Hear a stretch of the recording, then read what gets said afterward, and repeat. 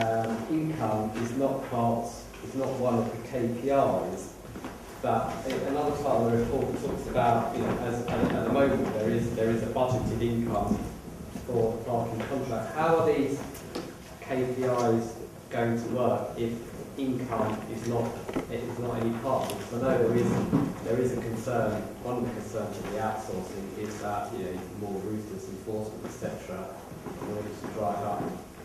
Now I know the income is coming back to the council. How will the KPIs work if income is not part of it? Chairman, the way the contract is set up is the contractor is remunerated for the cost of operation for providing the service, and then on top of that there's a percentage available for overheads and profit. But they only get paid the overheads and profit if they meet the key performance indicators. There's a whole set of key performance indicators, some more key than others. The most key ones apply for year 1, the rest come in years 2, 3 and subsequent years. And it's only if the contractor meets all the obligations of the key performance indicators will they be fully rewarded.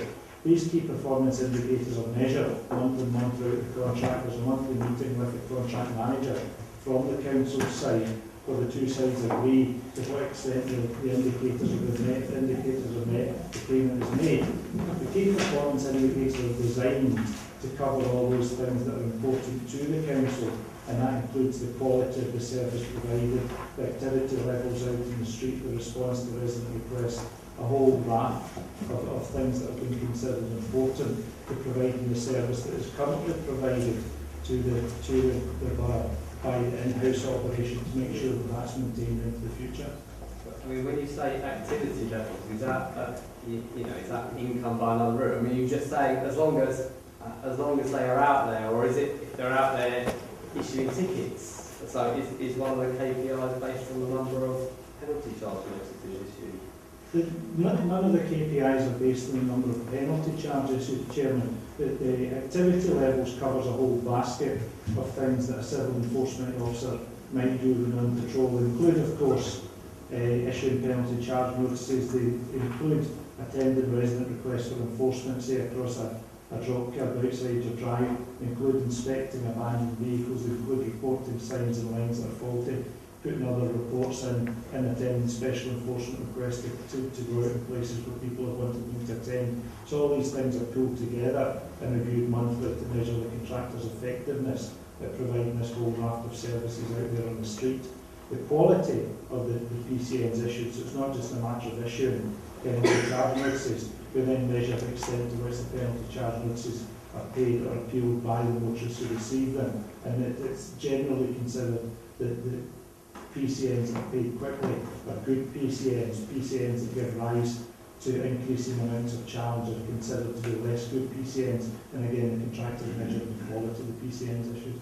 Yeah, I mean, just got a couple more questions on this. I mean, will they be set an income target, or what would your attitude be if once they take over income drops? The contractor, Chairman, believe it or not, is indifferent to income levels. Income levels being the council's problem. The contractor is paid there for going out and doing a job.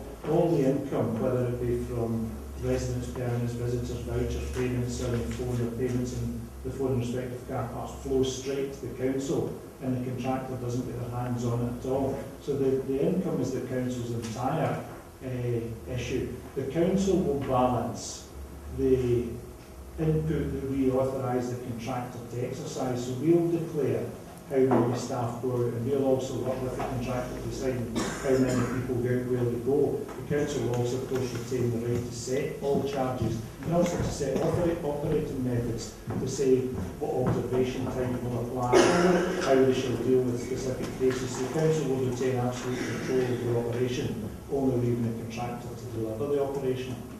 I mean, I think you seem to just touch avoiding the issue of income, and I understand the contractor could say, well, we don't care, income's fallen through the floor. Yeah. But what would your approach be if income levels? If income levels were to drop, it would be the same as would happen under an in-house operation. If income levels drop, we look to see why income levels are dropping.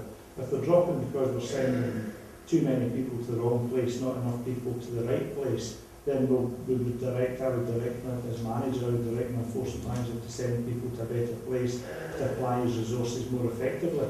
If we came to the stage, and it's one of the big risks of a parking enforcement system, where you have tickets and income generated by tickets and downstream activities paid for with that income, that if the motorist starts to do what we would like the motorist to do, because we don't want motorists clogging up the streets, if compliance starts to come in, motorists stop offending, there is fewer need for people to issue tickets, then we'd send fewer people out to issue tickets, we'd reduce the workforce, as has been done in some inner London boroughs.